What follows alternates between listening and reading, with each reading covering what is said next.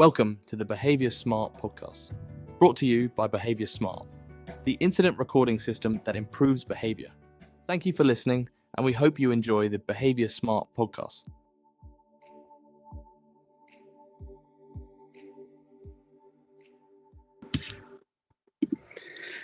Hello, everybody, and welcome to another Behaviour Smart podcast. My name's Dean Cotton. I'm the CEO of Behaviour Smart Limited, and today we are here with Mark Allen, and I'm going to introduce Mark. I went up to Mark's school, Trinity St Edwards in Barnsley. I went up there a couple of weeks ago, and I was blown away by the school and the whole ethos of the organisation. So I asked Mark if he would like to come on the Behaviour Smart podcast, and he agreed, which is great. And Mark, welcome to the Behaviour Smart podcast. How are you today? Yeah, thanks, Dean. I'm good, thank you. Pleasure to be here and to speak to you, and obviously people listening at the same time. It's good to have a chat and good to catch up again. It certainly is. We go back quite a long way, Mark and I, and I'm sure we'll discuss that later on in the podcast. But yeah, so I went up to Mark's school and had a look around his school, and the ethos of your school, Mark, it's felt really special. And do you just want to put it into context? I mean, if you go back to where you started from, you know, how did you get into teaching? And then tell us a little bit about what you do today and sort of the ethos of your school, if that's okay. Yeah, absolutely. So my background is PE teacher. I love playing sport as a kid growing up. My PE teachers were my role models, so that's what I just wanted to do. So went into kind of PE teaching, and that was all I ever wanted to do. So kind of got my dream job. Moved across to Sheffield when I met my wife, and then kind of got started to do a little bit of pastoral work and enjoyed being a form tutor and getting involved with things like that. And that was at Silverdale School in Sheffield, which is where we first met. Right. And got a role to, first of all, be kind of head of year 7 and look at transition from primary school to secondary school. And then I was fortunate enough to progress and become assistant head teacher and be in charge of all pastoral across the school. And then from there became and moved to be vice principal for inclusion at the Dern Academy, which is a school in Barnsley. Spent 7 years there.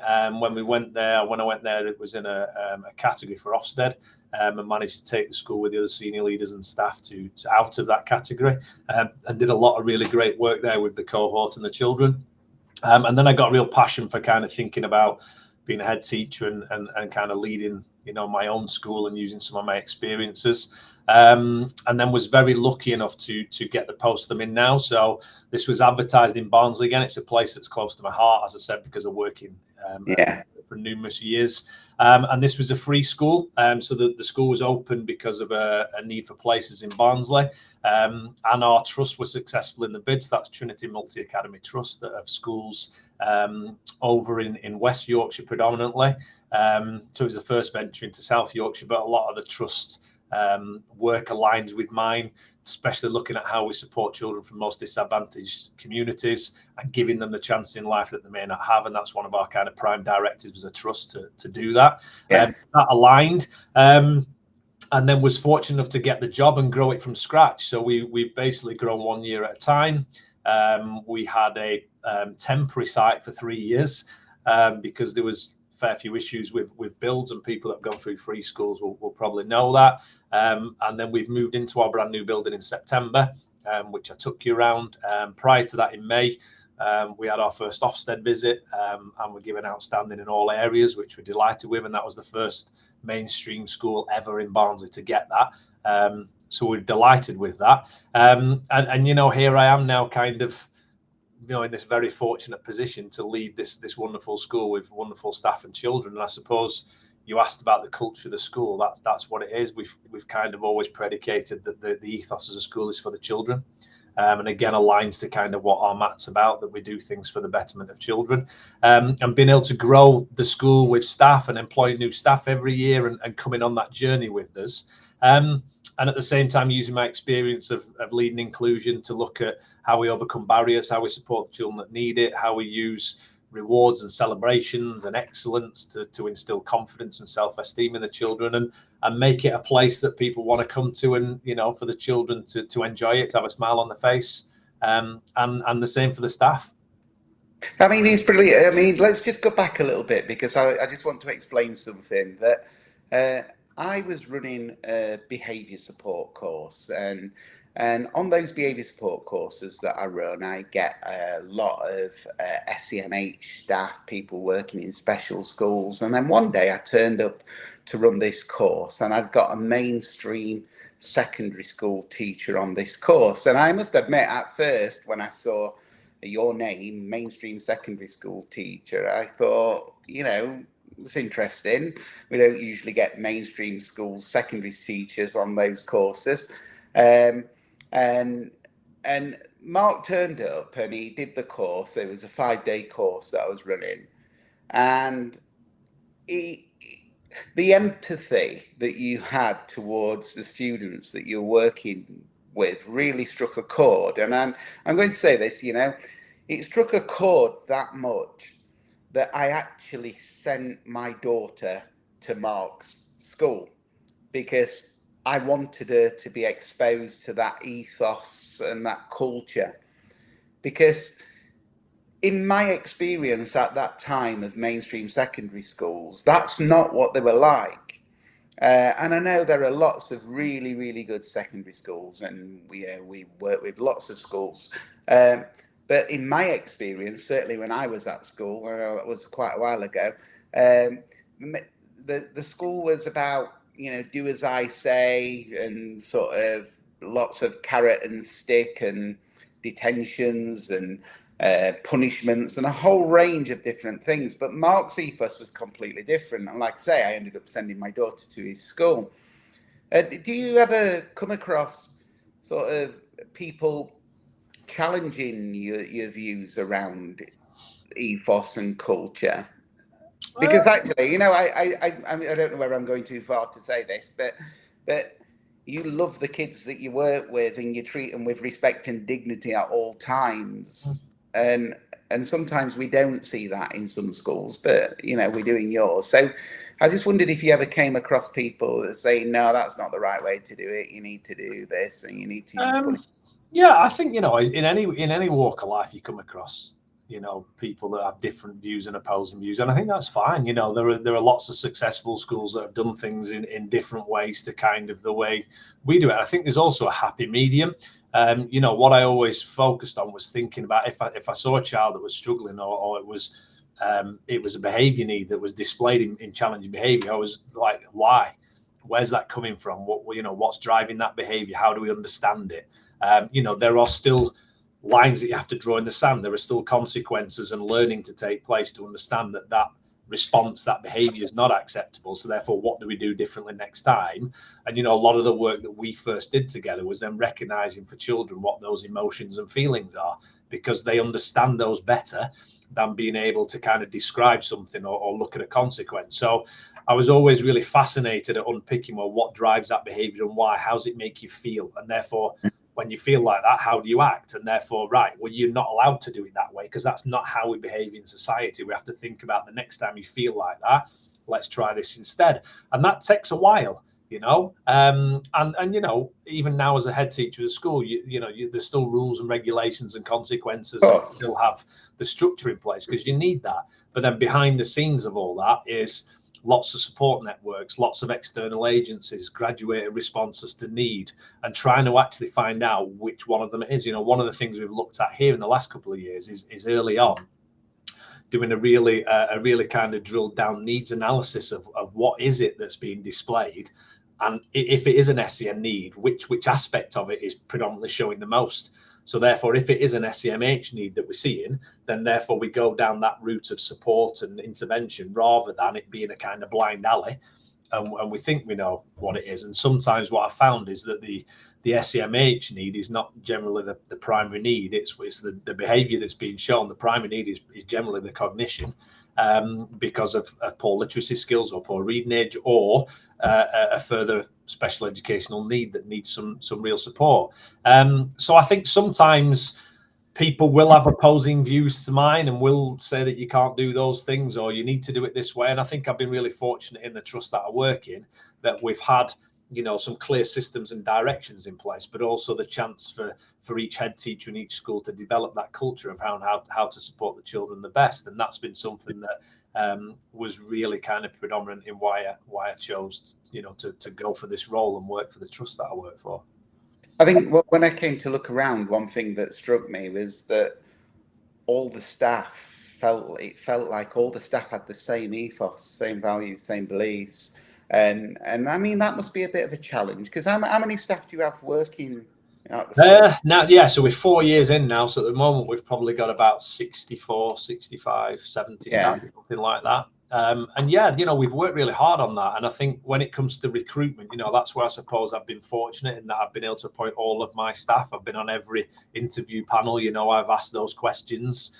And one of the things that I say when I do an advert is I ask people to come and see the school and speak to me and meet me, and so I can explain what my ethos is and why. And it is about the children and doing the best for the children. So I think when you're really upfront and clear about that, some people straight away say that, okay, that's not for me. And that's fine. It's not for everybody, but I'm really clear around the type of colleague that I want here and how I want them to work. And at the same time that I'll invest in them. That's the give and take of it all. We want to make them the best professionals they can be as well. And it obviously works. I mean, I was looking through your website before we met, and you've won quite a few awards. The school's a multi-award winning academy, isn't it? And I'm just going to put some of the awards up on the screen here. And I wondered if you could just talk us through some of these awards. Yeah, sure. And that's been the beauty of being able to grow from the start. So, one of the things that we got, first of all, was in the top left corner, the world-class school. That was something that we did as a trust. And we were one of only a small amount of trusts in the country where every school was given the World Class Schools Award. And that's around, again, how we support children, how we support parents, how our curriculum helps them to achieve, how we have pastoral systems in place. And we submitted a kind of case around that. And we actually got shortlisted to be World Class School of the Year that year in a temporary building with not many facilities.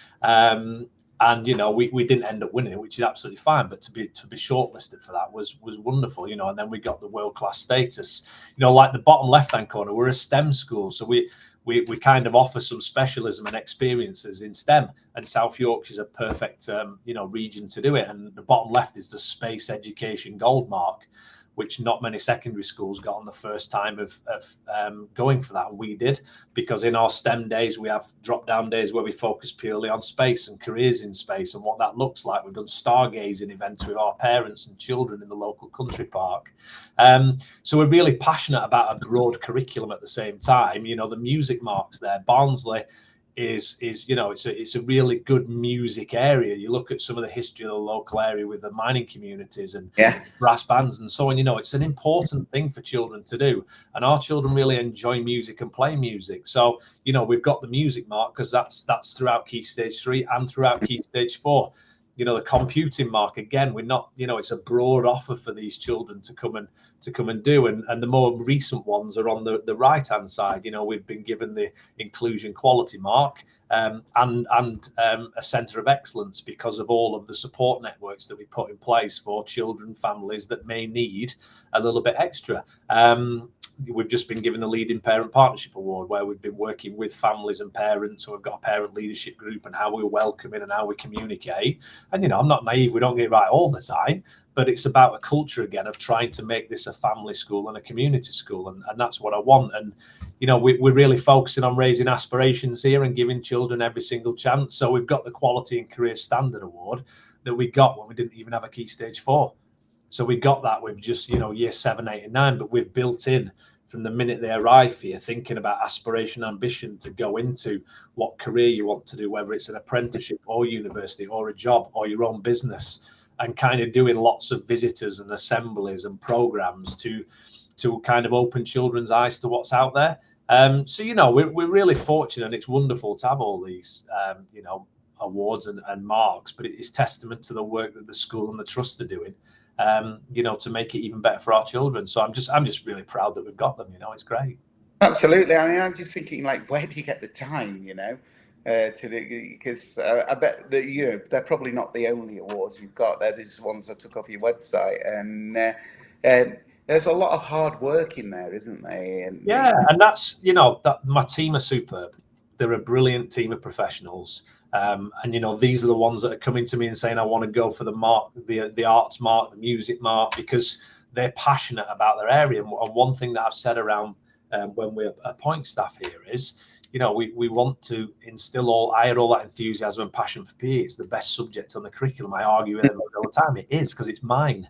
But I want them to instill that enthusiasm in every lesson that they do. So those awards and those bids that they write, the staff are doing it because they're passionate about their profession. So, it's just empowering them to do that. And I think that's an important part of leadership.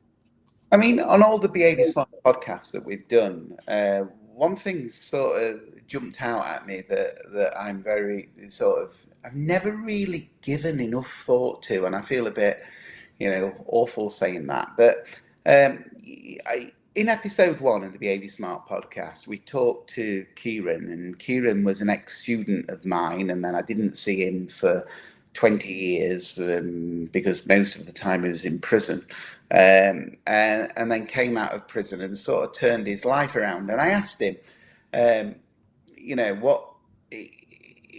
how important is training staff?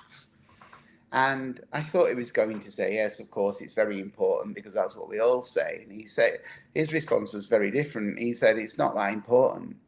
He said, it's not that important if you get recruitment right. It's recruitment that's important, because you can get staff coming to your school with the most qualifications. They sit and you ask them questions in interview and they answer absolutely perfectly. What is it that you look for when you are interviewing staff? Because it literally was, and I'm not exaggerating here, when I walked around your school, your staff were just lovely. I had lots of conversations with staff and the students, and they were getting lots of support. How do you make sure you get the right staff? Yeah, it's hard. I think we're fortunate that the journey that we've been on is exciting, because it's something new and fresh and a free school and you're building. So that helps with kind of people being interested in what the school is. The awards and things help. And then I suppose it's about the fit. And I say to everybody on interview, we're looking today for the right fit. But as candidates, you've also got to make sure the school fits you. Because what I say is, from 9 till 3, 8:30 till 3, I want everybody to give 120% for these children, because they're the most important part of our school. And then after that, to have our systems and processes that are rigorous and tight enough and sorted enough to make sure that then they can go home and have 120% for their families, because that's getting the balance right. So it's around kind of how we do that and our systems. And again, our trusts are superb at that, because of our central team and our process in place. It helps the staff. So that is helpful when you're interviewing people, to explain that, because then I get the best out of everybody every day, because they're not exhausted. Sometimes, of course, they will. It's a challenging profession, but I want them to be the best they can be for our children every day. So there's those things on interview. But I think it's just about character. And I think one of the things I always try and focus on is my gut. And as a leader, I kind of think about that. And when I meet people and think about their personality and talking to them, and I always try and relax people as much as we can on interview days, because that's where you see their true character comes out, and you see some of their enthusiasm, and you see other bits at the same time that maybe you think, oh, okay, that might not fit. And it's hard. And, recruitment and retention in the profession at the minute is really challenging. Yeah. But I think, in the background, I'm always thinking about psychology of things and makeup of people's character and what I'm looking for. And I'm, at the end of the day, I'm looking for that pure enthusiasm for teaching and for their job.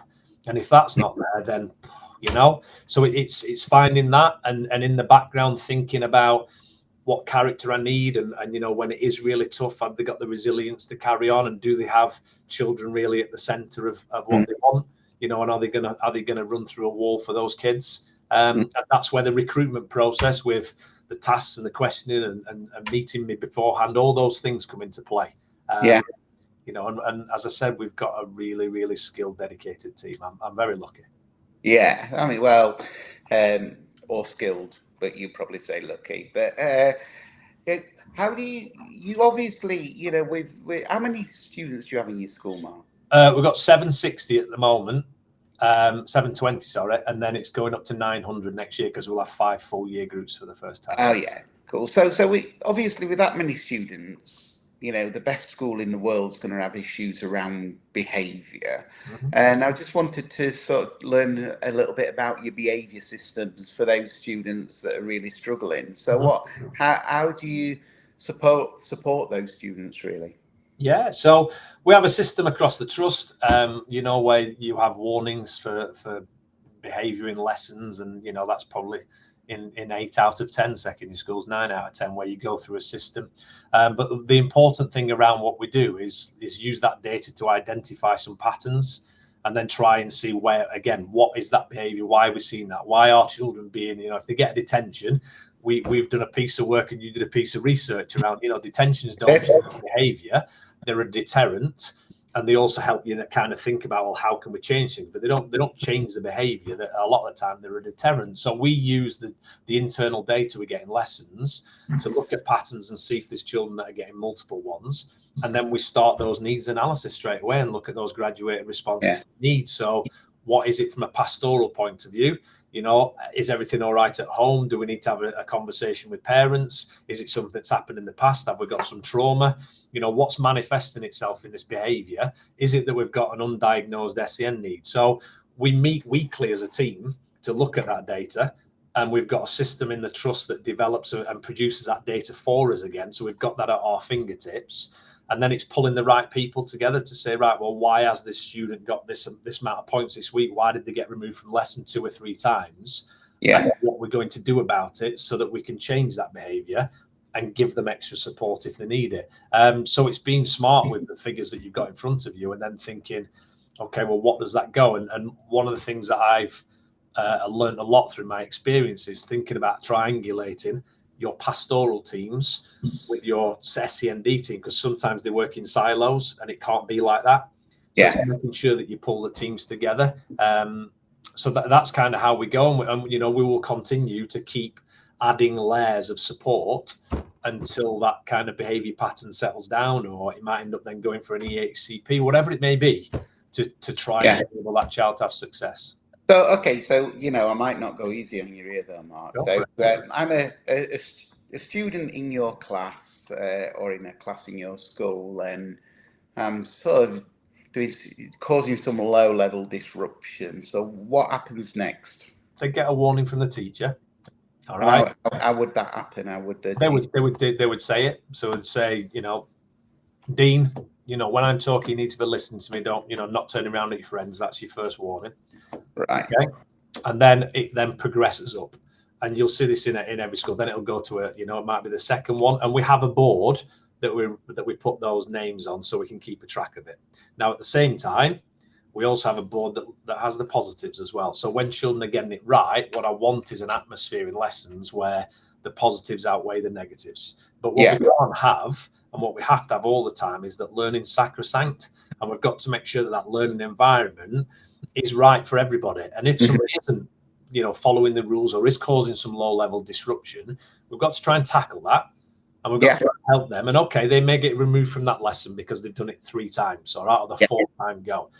We can then make sure that the other 29 are going, and then behind the scenes with the one child that's had some challenges, we then put the work in to try and find out why. And is it because they can't see the board, or their reading age is 7 and they can't access what's in front of them, so therefore it's manifesting itself in poor behaviour, disruptive behaviour, whatever it may be. So then we try then and make sure that we put the support in place so we can keep reintegrating them into the classroom and they can stay. And if needs be, some of our children now are self-regulating on things. So if they're becoming dysregulated because they can't concentrate, or they've got ADHD or something around that makes it more difficult for them, we're building in that bit now, because we're going into secondary school of them recognising how they're feeling, stepping outside the classroom for a little bit, using some techniques to kind of re-regulate and get themselves where they need to be and go in. Sometimes they need a bit of extra support and go to our SEND space and talk through. And we've got zones of regulation work going on in the background there, where again, they're thinking about how they feel at that time. And then we build strategies with them to think, well, if you're red now, we need to get you to green so we know that's where you need to be. then it's a use of a fiddle toy, or it might be quiet space in the corner. So yes, you have to have these structures in place. And yes, there are times where people will think it's draconian and where we might have to put things in place. But my commitment is that we then unpick that and find out why. And sometimes that takes a while. And that's the most important thing. You know, I've been into schools, a whole range of different schools in mainstream secondary schools. I mean, I was telling you recently, I went into what is probably one of the most controversial secondary schools in the UK. Bizarrely, I quite liked it, and I didn't think I would. And I've been into a whole range of different schools. One thing that really interests me, because I think what you seem to be putting the emphasis on is that you see that low-level disruption, and that's really a student saying, look, I'm struggling here. So what you do is find out why they're struggling and look into that and help them so that they don't struggle. When I'm interested, this is just something that interests me quite a lot around things like the boards. So is this something that other students will see if I get a warning? Yeah.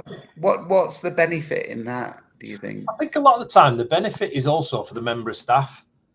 Yeah. You know, there may be a couple of children that are doing it. And I think for the member staff, their job is to deliver and be enthusiastic and passionate and all of their skills for geography, PE, whatever it is. So at the same time, it's also a tool for them so that they understand the structures that I want to put in place in a lesson. They can use it as a little bit of a check reference for them to say, actually, well, that's the second time now. And of course, in that, our CPD behind the scenes with the staff is about, well, how then do we start to de-escalate situations? Can we move them places? Can we do things? Can we go and have a one-to-one conversation with them when they've had a couple of warnings? So it's there for the staff at the same time, and it's also there so the children understand where they are. And I think one of the things that we're really good at here is our consistency in our routines, so that if you go from one lesson to another and to another, it's the same approach. So the children understand there's no grey areas. They know what's right, what's wrong, what the expectations are, and therefore it's a level playing field. So even some of our children that might struggle with certain aspects, or could be on the autistic spectrum and sometimes struggle with change, that consistency of routine everywhere in the school really helps them flourish. And I know what you're saying. What we're saying here is we're highlighting on a board children that are getting things wrong, and therefore what's the impact of that? Well, again, it goes back to what I try and do all the time here is think about the positives and at the same time celebrate. So we all make mistakes. I make them all the time, but then at the same time, I get recognition and praise from people that makes me counterbalance those. So we'll do things like that externally in assembly at the same time. One of the things I've said with our reflection room. So if they get removed from a lesson, they might go into this room and work on a table with a curriculum booklet that's there that matches what's in their lesson, so there isn't a gap in learning. But part of that time is they have a one-to-one 20-minute session with a pastoral worker about, well, why did they get it wrong? What could we do differently next time? Was it where they were sat? And we feed that back to the class teacher at the same time.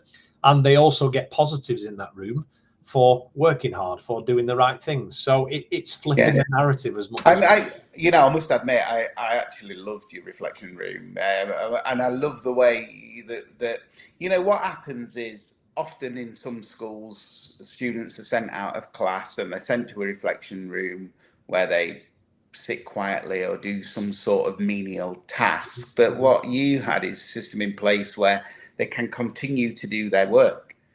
Because of the booklets and the booklets. I mean, to be honest, the booklets blew me away because the booklets were, they were designed for that particular pupil and their level of ability that they had. So they were still doing the same work, but in a simpler format. And obviously they can go to that reflection room, they can carry on with their work, because we send students out of class or sometimes exclude them or suspend them, and you end up they're missing out on their lessons, and then it's a downward spiral, isn't it? But I must admit I did really like your reflection room. And so I've been showing low-level disruption. That's got worse. In the end, I've come out, I've gone into class, I've gone into the reflection room, and I've done carried on with my work. And then you said we get a session then, do we, where I can sit down and talk to somebody, and and how does that go? What does that look like? So we'll go to the room and they come out of it. So again, it's in a different space. It's a different venue. It's somewhere quiet. They go and talk to the same member of staff. So if they've been in there a couple of times, it's about that relationship building with that member of staff at the same time. And they can start to unpick the patterns as well. So we'll use some of the post-incident things that we did as part of your research years ago, asking the question about, why did they behave in that way? What was it? What was the cause of it? Did they know? How did it make them feel? What could we do differently next time? Was it their fault? Was it somebody else's fault? And then they make notes on that at the same time, and they keep a record of it in their reflection book. And then the member of staff will also then pass that back to the teacher. So if it's something around, John behind me was prodding me or disrupting me, and I turn around and that's what I've got in trouble for, well, then we might go back and say, well, shall we have a look at seating plans? Do we need to move you away from John? Times where children say, well, I can't see the board, but I'm embarrassed to say so. So then, okay, well, we'll do it on your behalf then. So we try and feed that then back into the classroom teacher so that next time they go there, and this is a big bit, it's clean slate. Away we go again. We're going to sit you here because you said that last time. Welcome to the classroom. Here's your starter activity. We call it a rewind 6, and away we go, and it's chance to be successful again. And, sometimes it takes a long time because it might be a more severe need. Or it might be an unmet need that's never been addressed, and it becomes then a habit of showing poor behaviour because that's the go-to rather than addressing sometimes what the need is. And that is the problem, isn't it? Around the time that sometimes, I speak to a lot of teachers who, for example, the post-incident learning, you brought that up there. So I'm going to schools and say, look, we need to do post-incident learning, and they, teachers have a tough job, and they've got they need the time to teach the lessons they've got to teach, and they say, well, we haven't got the time, and I really feel for them because sometimes they just haven't got the time. But I don't know about you, and in my experience, if you focus time on that post-incident learning, then actually you end up with more time on your hands because you're managing behaviour less. Is that how you've found it at Trinity? Yeah, and it is hard. And that's why we've gone with the system of the C1, C2s and logging, because it, as I said to you, it then frees the teacher up to do it. But what we'll try and do is make sure that there's always some kind of restorative conversation, and that we've kind of build those bridges and rebuild them again where need be, because the child needs to see that teacher's not going to hold it against them. And that's where things like post-incident, where we'll have a pastoral team that will pick that up, who are non-teaching colleagues that are equally skilled in doing it, and then can relay sometimes that message back to the member of staff. And this is where we're looking at Behaviour Smart at the moment, with using it to really support some of our children that are on the SEND register. And again, how we can join that classroom practice up to what might happen back to the SEND team, back to parent, and really have a place where we can put some of the issues that are arising from it. Whereas sometimes if you're just logging the behavior bit, you can't unpick actually what's going on. So what we've got here now is something called Together as One, and that's where every member of staff will advocate for 2 or 3 children on the SEND register. So therefore, again, you're building those bridges with those children that you teach, and it's usually trying to be somebody in the form time, and they just want to keep an eye on how they're doing and what they're doing, and then look into it, support them, go and see them every day, have a conversation with them. They'll have a conversation with parents as well as what the Senko and the SEND team will do. So, we're constantly trying to build positive relationships all the time. And it's a whole school approach. It's not just the Senko responsibility. All of our staff are buying into that because it's part of our culture. And that is the key, isn't it? At the end of the day, that's what it comes down to, building positive relationships with the students. If you've got a positive relationship with your students, they want to come to school. They look forward to seeing you. And it was great to see when we were walking around the school, you interacting with students interacting with you in a really positive way. I absolutely loved it. And it wasn't just you, it was all the staff. Yeah. And I think, it's something, positive relationships come from sharing positive experiences. And if we're sharing negative experiences, then that's going to damage our relationships. Yeah. And it's not rocket science, is it, to say, if you're nice to people, they'll be nice to you. Yeah. You know, I'm a governor for my sins. I did a podcast with a head teacher of a school who, right at the end of the podcast, live on the podcast, asked me if I would be a governor at his school. So for those of you that will watch that podcast and wondering what I said, I'm now a governor at that particular school. But he said to me recently, you know, I think he said it in the podcast actually, I asked him what the one piece of advice he would give to a newly qualified teacher going to work in a school. And, you know, the old advice, which was don't smile till Christmas. He said, well, it's easy. Just be nice. That's it, isn't it? Yeah. Get to know my bit is go and find out something about them. Get to know them. Ask them a question. What do they enjoy? What do they do at the weekend? You know, those are the bits that build those relationships. And there are times where you will have to then be more stern and say, no, that's not right. But they understand the boundaries then. And then, you know, the next time you go and see them, right, I said that because you did this, right?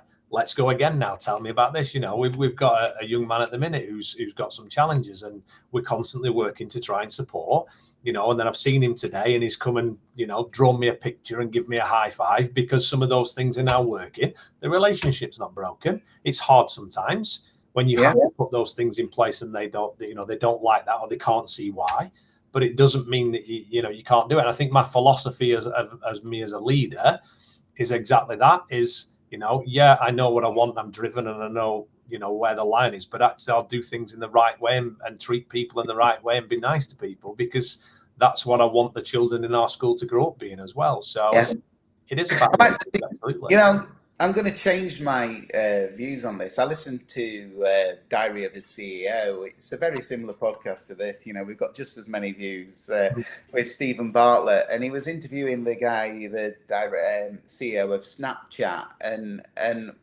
they've got their. And I'm going to put myself on the spot now. Be kind, be smart. Oh, I forgot what the last one is. But the one that's most important is the most important value of Snapchat is to be kind. And Stephen Bartlett were asking him, is that just like being nice? And he said, no, it's not. He said, if you've got a bit of spinach on your teeth, and I go, don't tell you because I want to be nice, where the kind thing to do is to tell somebody, isn't it? So I think being kind is really important. It's not necessarily being nice sometimes, but be kind to people. And if you're kind to people, you know, they're usually kind back. I always talk about, you probably heard me talk about this before, about imagine your students walking around your school with a jar in the hand, and every time you're kind to them, you put £1 in the jar. But every time you're not kind to them, you take £7 out of the jar because those negative experiences outweigh the positive ones on a scale of about 1 to 7. So it's not an exact science, but it's a really, I've always kept it in the back of my mind because if you've got money in the bank, you've got a positive relationship. If you've got money in that jar, you've got a positive relationship. So every time sometimes we're human, aren't we? And we sometimes we might lose our temper. Sometimes we hear staff shouting at students, and sometimes we've both probably done it ourselves. Absolutely. And that takes £7 out of the jar. But if we've got £1,000 in that, we've still got a positive relationship. And I think that works with staff as well, doesn't it? You know, I think it's, you know, if you look at our trust around our values, you know, you talked about what Snapchat said, you know, respect, responsibility, honesty, empathy. You know, I think if you think of that, it's like you're being honest with somebody. Yeah, you've got to have a difficult conversation or say, you know, you've got spinach on your teeth because you're being honest and that's the right thing to do. And sometimes those conversations are difficult, but it's done in the right way again. And because you've built up a pot of trust and people understand why and you have mutual respect, those things happen all the time. So I suppose, you know, that's the culture of our school again. It's doing those things all the time. Every time we see children, we smile and say good morning. We meet and greet them at the doors. You know, we do that. We say good morning. They say good morning back. We have something called a character card. where they have like a little coffee card. And every time they open the door to somebody or pick a piece of litter up or say good morning, we all have some stickers and they fill the card. And when they've filled it, they get signed by the tutor, they get a certificate, they get a chocolate bar. It's again building all those skills that in adult life about being a good person. And, we're really proud of those things. There's no award for that. That's just what our culture is around developing those things. It's about intrinsic motivation, isn't Absolutely. it? It's doing the right thing because that's the right thing to do. And if we can teach people that, I think that's really, your awards are great, but you didn't go for those rewards to the awards to get the sticker, did you? So you've got something to put on your website. It's about the values and beliefs. And I think if you take all those awards away and just come and see our children in our school, you see them lived out every day. Yeah.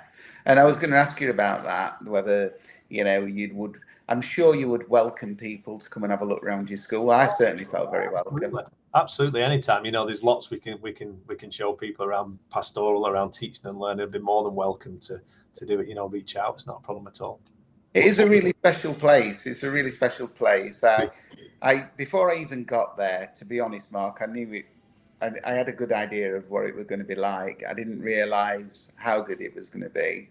But, I just think back, and I'm sure a lot of people my age and will look back and go, God, I wish my school was like that. That's not. Yeah, it made me want to be there. Well, yeah, it's been an absolute pleasure having you on, Mark. And as you've been warned, we always ask Behaviour Smart podcast people to share with us either their most embarrassing moment or claim to fame. So do you want to share one or both? Let's do both. I mean, you've got to the amount of embarrassing moments with dressing up for World Book Day and all those things. There's too many, but I think one that sticks out when I was probably been teaching maybe 1 or 2 years in a parents' evening. So we'd all done the run to McDonald's for his tea before parents' evening started. And I remember sitting across a couple of parents at about, 7:30, 7:45, having wolfed the McDonald's down. And as I started to talk about their son, just this massive burp came out. Big Mac floated across the air because I'd eaten it that quickly, sat there. That I started the meeting with a giant burp. So that was I suppose that's one of my embarrassing moments, but it was all okay. Claim to fame. I enjoy what I do, and I'm passionate about education. I wrote a book around leading inclusion in a secondary school because I know what a complex role it is, and as a classroom teacher, you kind of go to be head of year and then somebody says, oh, do attendance as well, and here's pupil premium and here's safeguarding, and a bit of safeguarding lead. So I wanted to create a bit of a kind of book of experiences and tips and strategies that I'd used and people had passed to me, so that if somebody was new in that role, there's a bit of a go-to there to kind of have a look at things. I'm dead proud of that. And it is a brilliant book. I read that book a while ago now when it came out, but it's still very, very current today. So where can people get that from, Mark? Oh, God, anywhere. Amazon, it's, if you just search leading inclusion in a secondary school, it's on there. That's the usual place that people go to for it. It's on ebook as well and all sorts of stuff. So, yeah. Oh, well, Mark, thank you so much for coming on the Behaviour Smart podcast. It's always an absolute pleasure to speak with you. And thank you, everybody, for listening. And don't forget to tune in next time for the Behaviour Smart podcast. This was the Behaviour Smart podcast, brought to you by Behaviour Smart, the incident recording system that improves behaviour. Join us next time, and thanks for listening.